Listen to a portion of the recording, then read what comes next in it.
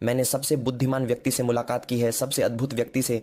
जब मैं उनके साथ बैठा तो मेरे विचारों में यह भरा हुआ था कि वाह, ये व्यक्ति कितना बुद्धिमान है, कितना होशियार है, माशा अल्लाह, तबारकल्लाह। मुख्य बात यह है कि विभिन्न प्रकार के विचार जो उन्होंने अब तक अपने योगदान के रूप में, अपने विचारों के योगदान के रूप में राष्ट्र, देश और धर्म के लिए उपयोग किए हैं, वे इतने अद्भुत हैं। विभिन्न प्रकार के थीसिस, एंटीथीसिस और सिंथेसिस और विभिन्न प्रकार के वेरिएबल्स जो उन्होंने मेरे साथ या मेरे अन्य दोस्तों के साथ बहस करते समय उपयोग किए, वे इतने मजबूत थे कि लगभग अपराजेय थे। यहाँ तक कि अक्सर मैं उन तर्कों की नींव को जो उन्होंने मेरे साथ बहस करने के लिए उपयोग किए थे, फिर से अपने तर्कों की नींव के रूप में उपयोग करता हूँ जब मैं किसी और के साथ बहस कर रहा होता हूँ। वास्तव में यही मेरा काम है। मेरे पास शायद ही कभी 100% शुद्ध विचार होते हैं जो अचानक से इस तरह की प्रेरणा प्राप्त करते हैं। यह बहुत ही दुर्लभ है। मेरे विचार औसतन अन्य लोगों के विभिन्न प्रकार के विचारों का एक संग्रह होते हैं। तो आमतौर पर जब मैं किताब पढ़ता हूँ, अपने दोस्तों के साथ चर्चा करता हूँ, तो मैं उनके विचारों को लेता हूँ, उनके विचारों को, एक दार्शनिक के विचारों को, एक धार्मिक व्यक्ति के विचारों को, एक वैज्ञानिक के विचारों को, मैं सब लेता हूँ, सेट सेट सेट सेट।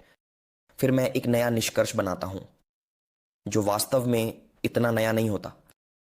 छोड़ो, मेरे बारे में बात करने की जरूरत नहीं है, हम मेरे इस दोस्त के बारे में बात करेंगे। आखिरकार हम एक अलग मौके पर फिर से मिले। आमतौर पर हम जब मिलते हैं तो वह एक छोटे समूह में होता है, लेकिन उस समय हम कहाँ मिले? मंच पर।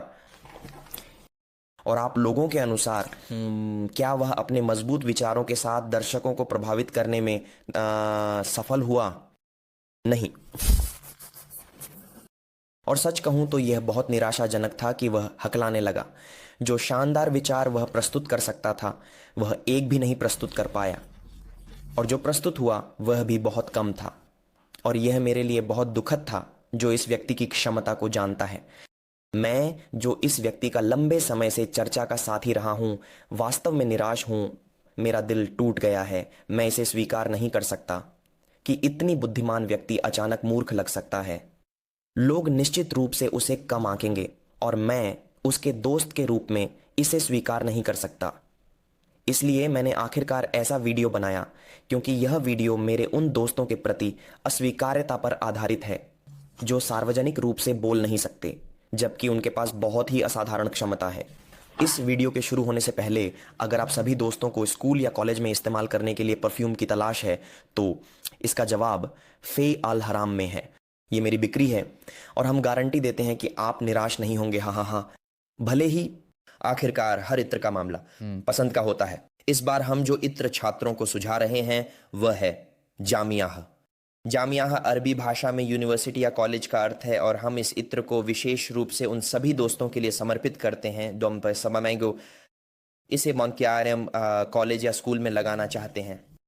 ठीक है, तो दोस्तों जो इसकी खुशबू के बारे में जानने के लिए उत्सुक हैं, वे सीधे विवरण में जाकर देख सकते हैं। चलो चलते हैं। हे वह जो दिल की बातों को देखता और सुनता है, तू ही वह है जो हर उम्मीद के लिए तैयार है। हे वह जो हर कठिनाई में आश्रय है। हे वह जिसके पास शिकायत और सहायता के लिए जाया जाता है। हे वह जिसके खजाने खून कहने में है, क्योंकि सारा भला तेरे पास है। बिस्मिल्लाहिर्रहमानिर्रहीम। अस्सलामु अलैकुम वरहमतुल्लाहि वबरकातुह। अल्हम्दुलिल्लाह अल्हम्दुलिल्लाहि रब्बिल आलमीन लिसन एकफीसी सन्नपुन दिनांदा वस्सलातु वस्सलामु अला अशरफिल अंबिया वल मुरसलीन सय्यदिना व नबीना मौलाना मोहम्मद नबीउल कासिमिल अमीन व अला आलिहि व सहबिहि अजमईन। सुभानक अल्लाहुम्मा ला इल्मा लना इल्ला मा अल्लमतना इन्नका अंतल अलीमुल हकीम। माँ अच्छी है। आप सब कैसे हैं दोस्तों? उम्मीद है कि अल्लाह सुब्हानहू व ताला हमेशा आपके जीवन को आशीर्वादित करें, चाहे आप अल्लाह की धरती के किसी भी कोने में हों। कैसे हैं आप? कैसे हैं आप? ठीक। तो जो कहानी मैंने पहले बताई थी, मुझे यकीन है कि वह केवल मेरे साथ ही नहीं हुई है। मुझे यकीन है कि यह अनुभव आपके दोस्तों के साथ भी हुआ होगा, जहां आपके दोस्तों के पास भी ऐसे दोस्त हैं, हाँ, जो बहुत ही बुद्धिमान हैं, लेकिन उनकी सार्वजनिक बोलने की क्षमता इतनी अच्छी नहीं है। अंततः उन्हें कम आंका जाता है और साधारण व्यक्ति समझा जाता है। वहीं आपके दोस्तों के पास ऐसे लोग हो सकते हैं जो दिखने में हारे हुए लगते हैं, हाँ, लेकिन अगर हम उनके ज्ञान के दृष्टिकोण से देखें, उनके पास जो अन्य कौशल हैं वे उतने अच्छे नहीं हैं, लेकिन क्योंकि उनके पास एक कौशल है जो कि सार्वजनिक बोलने का कौशल है, अंततः वे सबसे बुद्धिमान व्यक्ति के रूप में दिखते हैं, जबकि वे वास्तव में इतने बुद्धिमान नहीं हैं। शायद मैं दूसरी श्रेणी में आता हूं। मेरे पास कोई और कौशल नहीं है, मेरे सभी कौशल खराब हैं, मेरे पास कोई बुद्धिमत्ता नहीं है, मेरे पास कोई चतुराई नहीं है वो। लेकिन शायद कैमरे के सामने बोलने की मेरी क्षमता, मंच पर बोलने की मेरी क्षमता के कारण, इसलिए दोस्त मुझे एक ऐसे व्यक्ति के रूप में देखते हैं जो शायद शायद शायद कुछ दोस्तों में से कुछ लोग टिप्पणी करते हैं कि आप कैसे इतने चतुर हैं, आप कैसे इतने चतुर हैं। मैं चतुर नहीं हूं। मुझे बोलना पसंद है, इसलिए मैं चतुर दिखता हूं, बस इतना ही। विशेष रूप से 2023 में जो लोग कभी पब्लिक स्पीकिंग नहीं सीखते, मैं सुनिश्चित करता हूं कि उन्हें समाज द्वारा अलग कर दिया जाएगा, उन्हें उनके काम में अलग कर दिया जाएगा, उन्हें उनके जीवन के विभिन्न पहलुओं में अलग कर दिया जाएगा। जबकि जो लोग पब्लिक स्पीकिंग में महारत हासिल कर लेते हैं, तो विश्वास करें कि वे हमेशा विजेता बनेंगे। वह हमेशा अंधकार के बीच में एक प्रकाश बने रहेंगे। कौन हैं वे लोग जो अंधकार में हैं? हाँ, वे लोग जो पब्लिक स्पीकिंग नहीं कर सकते। अगर मेरी भाषा थोड़ी कठोर हो तो माफ करें, लेकिन वास्तव में यही सच्चाई है। बहुत लंबे समय से क्रूर वास्तविकता जिसका हम समाज के बीच सामना करेंगे। जो लोग बोलने में माहिर हैं, जो लोग सार्वजनिक भाषण में कुशल हैं, वे विभिन्न प्रकार के मंचों पर प्रभुत्व हासिल करेंगे, जबकि जो लोग सार्वजनिक भाषण में निपुण नहीं हैं, वे अपने विचार व्यक्त नहीं कर पाएंगे। उनके मन में बहुत कुछ होता है लेकिन वे अपने विचार व्यक्त करने में सक्षम नहीं होते। अंततः विश्वास करें, उन्हें अलग थलग कर दिया जाएगा, उन्हें साधारण व्यक्ति के रूप में देखा जाएगा। सार्वजनिक भाषण की दुनिया वास्तव में बहुत पहले से मौजूद है। यहाँ तक कि पैगंबर भी उन्हें एक असाधारण सार्वजनिक वक्ता के रूप में जाना जाता था। अब तक मेरी जानकारी के अनुसार सार्वजनिक भाषण के मामले में जो कमज़ोर थे वे थे पैगंबर मूसा। लेकिन फिर भी पैगंबर मूसा की सार्वजनिक भाषण की कमजोरी के बावजूद कुछ विद्वानों का मानना है कि इसका कारण इप्पगितरो उनकी जीभ थी। फिर भी हम इस पर बात नहीं कर रहे हैं, ये तो तय है। पैगंबर मूसा एक अत्यंत असाधारण सार्वजनिक वक्ता थे और वे समाज के सामने अपने विचार प्रस्तुत कर सकते थे। हालांकि कुछ मौक़ों पर उन्हें उनके भाई द्वारा प्रतिनिधित्व किया गया। कौन? पैगंबर हारून अलैहिस्सलाम। लेकिन एक विज्ञान के रूप में सार्वजनिक भाषण लगभग 500 साल ईसा पूर्व अस्तित्व में आया। उस समय सोफिस्ट विभिन्न प्रकार की ज्ञान सभ्यताओं पर हावी थे। अगर दोस्तों ने कभी सोफिस्ट के बारे में सुना है तो सोफिस्ट पूर्व सुकराती दार्शनिकों का एक समूह था। हालांकि वे समकालीन थे, कुछ सुकरात के साथ समकालीन थे, लेकिन अंततः सुकरात ने दर्शन की दुनिया में एक अत्यंत असाधारण परिवर्तन लाया। हमें इस पर बात नहीं करनी चाहिए, यह चर्चा बहुत लंबी है। मुख्य बात यह है कि उस समय सोफिस्टों में कुछ प्रमुख सोफिस्ट व्यक्तित्व शामिल थे। उनमें से एक थे श्री जॉर्जिया, जिनके साथ बाद में श्री प्रोटागोरस शामिल हुए। वे लोग रेटोरिक का ज्ञान सिखाने के लिए घूमते रहते थे। रेटोरिक का ज्ञान क्या है? संक्षेप में इसे हम सार्वजनिक भाषण का ज्ञान कह सकते हैं। उन्हें विभिन्न प्रकार के आयोजनों में आमंत्रित किया जाता था और फिर उन्हें भुगतान किया जाता था। क्या सिखाने के लिए? सार्वजनिक भाषण सिखाने के लिए। अगर आजकल की भाषा में कहें तो सार्वजनिक भाषण की कक्षा, जैसा कि अक्सर आप विभिन्न प्लेटफार्मों पर पाते हैं। मैं समझता हूं कि आजकल शायद बहुत से लोग बात कर रहे हैं, अरे बस बात कर रहे हैं, हर कोई नहीं कर सकता। हाँ नहीं, जैसा कि श्री पंजी प्रजीवक्षोणो कहते हैं, बात करना सिर्फ बात करना नहीं है, बात करना भारी होता है। बात करके हम सभ्यता को प्रभावित कर सकते हैं। आप जानते हैं हिटलर, सिर्फ बात करके उसने विश्व युद्ध में लाखों लोगों की हत्या कर दी। और अब आप बस कहते हैं अरे बस बात कर रहे हैं। हाँ नहीं, बात करना अद्भुत है, अनाप बात करने का बहुत मतलब होता है। लेकिन जो शब्द प्राप्त होते हैं वे अर्थपूर्ण होते हैं या नहीं, लेकिन उनका मतलब होता है। यदि आप कोशिश करते हैं तो आप सही चेहरा देखेंगे। तो हर बार जब कोई और कुछ कहता है तो उसका मतलब जरूर होता है, चाहे वह मतलब सही हो या गलत। इसीलिए मैं हमेशा अपने दोस्तों से कहता हूं, भले ही कभी कभी शायद इसका कोई मतलब ना हो, लेकिन विश्वास करें कि उस बिना मतलब के पीछे एक अद्भुत अर्थ छिपा होता है। ओ हाँ, मैं अक्सर उन लोगों से बात करता हूं जिन्होंने पब्लिक स्पीकिंग की कक्षा में भाग लिया और फिर मैंने कुछ वीडियो भी देखे जो उन्होंने खरीदे थे। मुझे लगता है कि पब्लिक स्पीकिंग की कक्षा में अन्य लोगों की चर्चाएं अक्सर व्यक्तिपरक होती हैं, जहां प्रस्तुतकर्ताओं द्वारा बताए गए तरीके सभी लोग नहीं अपना सकते। तो कभी कभी यह संभव होता है और कभी कभी नहीं। इसलिए दोस्तों, कृपया पब्लिक स्पीकिंग की कक्षा में भाग लें। विभिन्न प्रकार की किताबें पढ़ें और पब्लिक स्पीकिंग से संबंधित विभिन्न वीडियो देखें, लेकिन केवल इन्हीं पर निर्भर न रहें, या केवल एक वीडियो या एक शिक्षक पर निर्भर न रहें, बल्कि कई शिक्षकों से सीखें।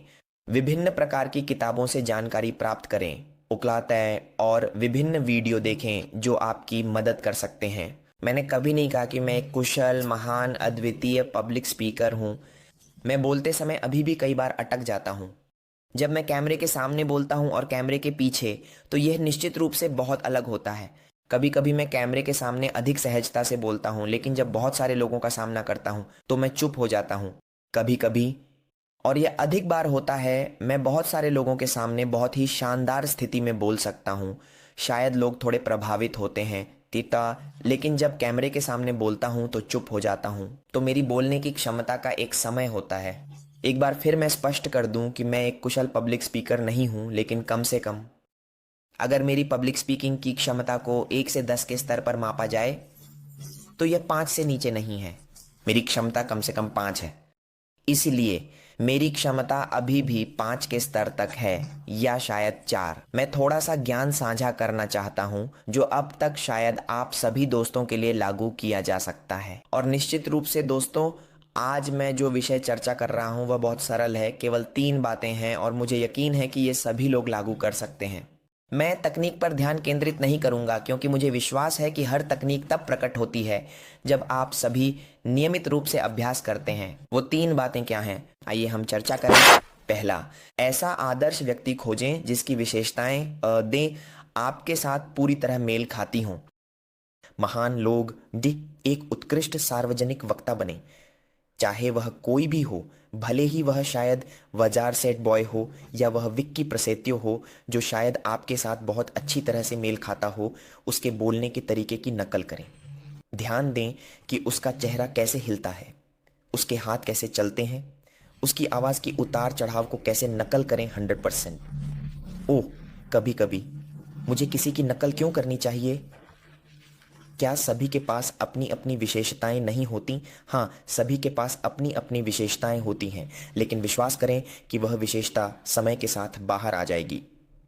शुरुआत में यह लग सकता है कि दोस्त बहुत नकल कर रहे हैं, किसी की नकल कर रहे हैं, लेकिन विश्वास करें कि धीरे धीरे वह विशेषता अपने आप बाहर आ जाएगी। मैं ऐसा कहने की हिम्मत क्यों करता हूं? क्योंकि व्यक्तिगत रूप से मैंने भी ऐसा किया है। शुरुआत में मेरे पास बहुत सारे आदर्श थे। अगर धर्म की बात करें तो मैं ए की नकल करता था। अगर सामान्य चीज़ों की बात करें तो मैं बी की नकल करता था। अगर दोस्तों के साथ होता तो मैं सी की नकल करता था। अगर मैं पढ़ा रहा होता तो मैं डी की नकल करता था। मूल रूप से बहुत सारे लोग थे जिन्हें मैंने हमेशा संदर्भ के रूप में लिया। हर बार जब मैं सामग्री प्रस्तुत करता था, हर बार जब मैं कक्षा के सामने प्रस्तुत करता था, तो मेरे पास हमेशा आदर्श लोग होते थे जिन्हें मैं अपने सार्वजनिक बोलने के संदर्भ के रूप में ले सकता था। और निश्चित रूप से यह बहुत मददगार था। और यह पहली बार नहीं है जब मैं ऐसे लोगों से मिला हूं जिनके पास समान तरीका है। मैंने एक उत्कृष्ट सार्वजनिक वक्ता से भी मुलाकात की जो अद्भुत था। जब मैंने उनसे बात की तो उन्होंने कहा, यह सब मेरे शिक्षक की वजह से है। मेरे शिक्षक ने ऐसा ऐसा किया, ऐसा ऐसा किया। और कुछ ने कहा, यह सब कलाकार ए, कलाकार बी, कलाकार सी से प्रेरित होने की वजह से है। इसलिए दोस्तों, एक ऐसा आदर्श खोजें जो आपके चरित्र के साथ मेल खाता हो। उनकी 100% नकल करें। धीरे धीरे आपके पास जो विशेषता है वह अपने आप बाहर आ जाएगी, विश्वास करें। दूसरा, पढ़ाई बढ़ाएं या चर्चा बढ़ाएं। मैं ऐसा क्यों कहता हूं? क्योंकि जब आप सार्वजनिक रूप से बोल रहे होते हैं तो वास्तव में आप उन शब्दों, सामग्रियों और विचारों को प्रस्तुत कर रहे होते हैं जो आपके दिमाग में पहले से ही बसे होते हैं, है ना? तो आप क्या प्रस्तुत कर सकते हैं अगर आपका दिमाग खाली है? या अल्लाह, बैटरी खत्म हो गई है, हमें पहले बैटरी बदलनी होगी। ठीक है, सब ठीक है, सब ठीक है। ओह, ये आवाज़। कहाँ से आई? ओ, तो सार्वजनिक भाषण ये है कि आप सभी अपने विचारों को कैसे प्रस्तुत करते हैं, विभिन्न प्रकार की सामग्री प्रस्तुत करते हैं, विभिन्न प्रकार के शब्दों को प्रस्तुत करते हैं जो अब तक आपके दिमाग में बसे हुए हैं। समस्या यह है कि आप अपने विचारों को कैसे प्रस्तुत करते हैं जो अब तक आपके दिमाग में है, जबकि आपके दिमाग में कुछ नहीं है। तो फिर दिमाग कैसे काम करेगा? अधिक चर्चा करने से, अधिक पढ़ाई करने से, ताकि आपके पास जब आप लोगों के सामने बोलते हैं तो आपके शब्दकोश में हमेशा नए शब्द होते रहें और कभी खत्म ना हो। आप इसे कहाँ से प्राप्त कर सकते हैं? चर्चा से, पढ़ाई से। इसलिए यहाँ दोस्तों, दूसरों के साथ चर्चा करने की आदत डालें, कुछ भी पढ़ने की आदत डालें, भले ही वह आप तो इंटरनेट पर एक लेख हो जिसका स्रोत स्पष्ट ना हो। कम से कम जब आप बाद में किसी और से बात करेंगे तो आप कह सकते हैं, मुझे लगता है कि मैंने कहीं पढ़ा था कि किसी ने ऐसा ऐसा ऐसा कहा था, चाहे वह सही हो या ना हो। कम से कम आपके पास बात करने के लिए ऐसा कुछ सामग्री हो, ताकि जब आप दूसरों के साथ चर्चा कर रहे हों या एक कुशल सार्वजनिक वक्ता बनने की कोशिश कर रहे हों तो आप चुप ना रहें, है ना? तीसरी बात यह है कि यह सबसे महत्वपूर्ण है सबके बीच। पहली चर्चा इतनी महत्वपूर्ण नहीं है, दूसरी भी इतनी महत्वपूर्ण नहीं है। क्या? अनुभव। अनुभव सब कुछ से बढ़कर है। आप 1000 साल तक सीखना चाहें, मतलब 1000 साल तक सिद्धांत सीखें, ईमानदार, फिर भी कोई गारंटी नहीं है भी कि आप एक कुशल सार्वजनिक वक्ता बन जाएंगे। लेकिन भले ही दोस्तों ने कभी सार्वजनिक बोलने के सिद्धांत को नहीं सीखा हो, लेकिन अगर दोस्तों ने सार्वजनिक बोलने के अनुभव को बढ़ाने की आदत डाल ली है तो हम सुनिश्चित करते हैं कि आप निश्चित रूप से सक्षम होंगे। यहां तक कि मैंने अपने दोस्त से बात की थी, उसने कहा मैं संचार विज्ञान के विभाग में हूं और अब तक मेरे किसी भी प्रोफेसर ने मुझे सार्वजनिक बोलने का तरीका नहीं सिखाया, लेकिन मैं ऐसा कर सकता हूं जैसे कि ये। क्यों? क्योंकि मेरे प्रोफेसर हमेशा सिखाते हैं कि सार्वजनिक बोलना समय के साथ हर व्यक्ति कर सकता है। समय के साथ वह जान गया कि चेहरे के भाव कैसे नियंत्रित करें, वह जान गया कि हाथों को कैसे नियंत्रित करें, हाथों के इशारे, वह जान गया कि स्वर के उतार चढ़ाव को कैसे नियंत्रित करें। इसलिए एकदम मैं हमेशा अपने आसपास के लोगों पर जोर देता हूं जो सार्वजनिक बोलने के लिए पागल हैं लेकिन शुरू नहीं करते। मैं कहता हूं, आप सीखना चाहते हैं, यह बेकार है अगर आप शुरू नहीं करना चाहते। चलो बस शुरू करो। क्या शुरुआत बड़े मंच पर होनी चाहिए, लाखों लोगों द्वारा देखा गया? नहीं, सबसे छोटे मंच से शुरू करें। सबसे छोटा मंच कहाँ है? हाँ, तुम्हारे दोस्तों के बीच। और भी व्यापक होना चाहिए भाई। तब हाँ ठीक है, तुम्हारी कक्षा के सामने जब तुम प्रस्तुति दे रहे हो तो निश्चित रूप से यह सबसे बड़ा अवसर है जो दोस्तों के लिए सबसे अच्छा अभ्यास मंच हो सकता है। मैं इसे सबसे अच्छा क्यों कहता हूं? क्योंकि जब दोस्तों से गलती होती है तो हंसने वाले लोग अजनबी नहीं होते बल्कि तुम्हारे दोस्त ही होते हैं, है ना? इसलिए जब आप प्रस्तुति दे रहे हो कृपया टिप्पल का उपयोग ना करें। पावर पॉइंट में उपलब्ध थोड़ी सी चर्चा से शब्दों को जोड़ना सीखें। पढ़ने के लिए तख्ती का उपयोग ना करें। अगर पढ़ना है तो छोटे बच्चे जो अभी प्राथमिक स्कूल में हैं वे भी कर सकते हैं। क्या चीज़ प्राथमिक स्कूल के छोटे बच्चों को आपसे जो बहुत ही असाधारण है अलग करती है? आप शब्दों को जोड़ सकते हैं, प्राथमिक स्कूल के बच्चे नहीं। आप अब प्राथमिक स्कूल के बच्चे नहीं हैं, है ना?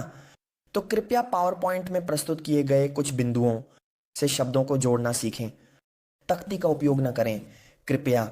मैं सच में बहुत परेशान हो जाता हूं जब मैं अपने दोस्तों को कक्षा के सामने प्रस्तुति देते हुए देखता हूं और उनकी प्रस्तुति किताब पढ़ने, लेख पढ़ने, जर्नल पढ़ने, पावर पॉइंट पढ़ने, तख्ती का उपयोग करने में होती है। बहुत परेशान होता हूं क्योंकि मुझे यकीन है कि उनकी क्षमता केवल इतनी ही नहीं है।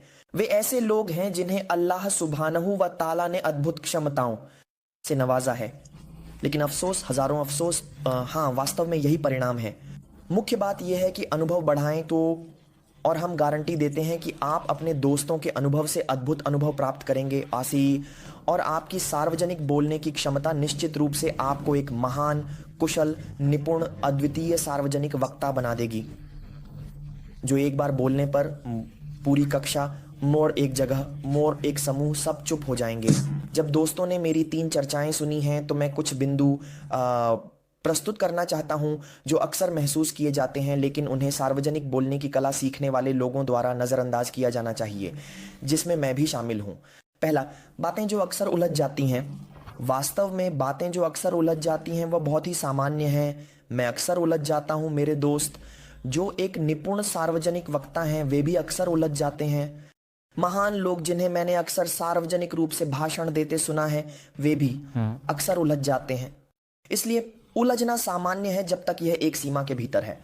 अगर कोई बिल्कुल भी नहीं उलझता है तो हम यह सुनिश्चित करते हैं कि उसने पहले के समय में विभिन्न प्रकार की उलझनों को पार कर लिया है। इसलिए उलझना स्वाभाविक है। दूसरा, जब बोलना शुरू करते हैं तो अत्यधिक घबराहट या बेचैनी वास्तव में बहुत ही सामान्य है। यह उन लोगों के लिए सामान्य है जो नए सीख रहे हैं, बहुत ही सामान्य। जब मैंने पहली बार सार्वजनिक भाषण दिया तो मैं सच में 2 से 3 हफ्ते तक सो नहीं सका। क्यों? क्योंकि मैं पहले से ही बोलने से पहले ही घबराया हुआ था। लेकिन धीरे धीरे ई टिंग टिंग ची धीरे धीरे ये सामान्य हो गया। भले ही अक्सर मुझे नहीं पता होता कि मैं सार्वजनिक रूप से वक्तव्य समाज के सामने क्या कह सकता हूं, लेकिन अब वह घबराहट की भावना नहीं होती। क्यों? क्योंकि अनुभव के साथ हम फिर से जोड़ देते हैं कि घबराहट और पैनिक की भावना को केवल अनुभव से ही दूर किया जा सकता है। जैसे जैसे आपका अनुभव बढ़ता है गिनना, वैसे वैसे घबराहट की भावना भी कम होती जाती है। डीन जो मेरे दोस्तों को प्राप्त होगा, तो कृपया एक बार फिर हम जोड़ देते हैं, घबराहट और पैनिक का एहसास सामान्य है। इसे संभालने का तरीका है कि आप अपने अनुभव के घंटे बढ़ाएं। ऐसा लगता है कि सामान्य रूप से जो समस्याएं मैंने अब तक कई लोगों से पाई हैं, जिनमें मैं भी शामिल हूं, जब वे पब्लिक स्पीकिंग सीखना शुरू करते हैं वही हैं। इसलिए मैं खुद को उन 2 समस्याओं पर चर्चा करने तक सीमित रखूंगा जो पब्लिक स्पीकिंग से संबंधित हैं, बिना और अधिक विषयों पर चर्चा किए, क्योंकि बहुत अधिक बोलना भी अच्छा नहीं होता। मुख्य बात यह है कि जो लोग पब्लिक स्पीकिंग सीखना चाहते हैं उनके लिए निष्कर्ष 3 तरीके हैं। ऐसा आदर्श खोजें जो आपकी क्षमता के अनुसार हो, जो आपके पास मौजूद चरित्र के अनुसार हो। उन्हें 100% नकल करें, कोई समस्या नहीं। धीरे धीरे जब आप उनकी नकल करेंगे तो आपके अंदर छुपे हुए असली चरित्र अपने आप बाहर आ जाएंगे। दूसरा, आपको सामग्री पर महारत हासिल करनी होगी। आपको अधिक से अधिक चर्चा करनी होगी। आपको अधिक से अधिक साहित्य पढ़ना होगा। क्यों? क्योंकि पब्लिक स्पीकिंग विचारों को प्रस्तुत करने के बारे में है, सामग्री प्रस्तुत करने के बारे में है, तत्वों शब्दों को प्रस्तुत करने के बारे में है। कैसे आप सामग्री प्रस्तुत कर सकते हैं और सामग्री प्रस्तुत करते समय शब्दों की विविधता बढ़ा सकते हैं जब आपके पास सामग्री ही नहीं है, है ना? क्या प्रस्तुत करेंगे जब आपके दिमाग में कुछ नहीं है? इसलिए दूसरा है अधिक से अधिक चर्चा करना, भले ही वह सिर्फ दोस्तों के साथ हो, भले ही वह सिर्फ कक्षा के सामने हो, भले ही वह सिर्फ पढ़ाई के साथ हो, भले ही जो पढ़ा जा रहा है वह सिर्फ इंटरनेट पर बिखरे हुए लेख हों। कोई बात नहीं, मुख्य बात यह है कि साहित्य को बढ़ाना है। फिर तीसरा और सबसे महत्वपूर्ण है अनुभव को बढ़ाना। बस अनुभव हर क्षेत्र में राजा है, एक अन्य खासकर सार्वजनिक बोलने की दुनिया में। जितना अधिक आपके पास अनुभव होगा उतना ही बेहतर आप दूसरों के सामने बोलने में सक्षम होंगे। ठीक है, इन 3 निष्कर्षों के साथ मैं उम्मीद करता हूं कि आप सभी भविष्य में एक कुशल सार्वजनिक वक्ता बन सके, एक सक्षम सार्वजनिक वक्ता, जैसे कि श्रीमान सुकर्नो, जैसे हिटलर। ये हिटलर ही क्यों होना चाहिए था? अस्तगफिरुल्लाह लाजिम। लेकिन हिटलर की विवादास्पदता से परे, जिसके कारण अंततः बहुत से लोग, लाखों लोग व्यर्थ मारे गए। हमें यह स्वीकार करना होगा कि हिटलर एक कुशल सार्वजनिक वक्ता था, एक सक्षम सार्वजनिक वक्ता। तो कम से कम सार्वजनिक बोलने के इस पहलू को हम अपना सकते हैं, है ना? एक कहानी है कि पहले हिटलर जब वह बोलने से पहले, जब वह अंततः अपने विचारों को समाज के सामने प्रस्तुत कर सकता था, हिटलर का काम यह था कि वह अपने सामने बोतलें इकट्ठा करता था, फिर उन बोतलों के सामने बोलता था और कल्पना करता था कि वे बोतलें इंसान हैं। बोतल बेकार, तुम उड़ने वाली बोतल हो, तुम ऐसी बोतल हो। हम मनुष्य के रूप में सांस ले सकें, हम मनुष्य के रूप में ध्यान कर सकें। मिस्टर हिटलर किसके सामने जल रहा था? उन बोतलों के सामने। मेरा खुद का तरीका जो मैं हमेशा करता हूँ, कभी कभी अब भी, वह है शीशे के सामने बात करना। मैं अक्सर अपने कई घंटे शीशे के सामने बिताता हूँ, चाहे जब मैं बहुत सारे लोगों के सामने सामग्री प्रस्तुत करने से पहले हो, या जब मैं लोगों के सामने बात नहीं करना चाहता हूँ, मैं अकेले में चर्चा करना चाहता हूँ, मैं शीशे के सामने बात करता हूँ। इसलिए शीशा हमेशा मेरी मेज़ के सामने होता है। ये शीशा मेरी मेज़ के सामने है। इसके अलावा जब मैं स्किन केयर के लिए इसका उपयोग करता हूँ, ये स्पोर्ट जब मुझे किसी से बात करने की ज़रूरत होती है, ठीक, तो मेरा बात करने वाला साथी मेरा शीशा होता है। हाँ, मैं कई घंटों तक इस शीशे के सामने बात करता रहूँगा। अरे कदम, अब तुम ऐसे हो, अब तुम ऐसे हो, तुम्हें ऐसा ऐसा होना चाहिए, लेकिन तुम क्यों ऐसे ऐसे ऐसे हो। यह हमेशा मेरी दैनिक गतिविधि रही है, हालांकि अब यह पहले की तरह अक्सर नहीं होता। हाँ, बस ऐसा ही है। सुब्हानकल्लाहुम्मा बिहम्दिका सयादुला इलाहा इल्ला अंता अस्तगफिरुल्लाह व तौबू इलैह। दोस्तों, जो लोग परफ्यूम की तलाश में हैं, सीधे लिंक को चेक करें जो विवरण में है। ये ठीक है। अस्सलाम वालेकुम व रहमतुल्लाहि व बरकातुहू।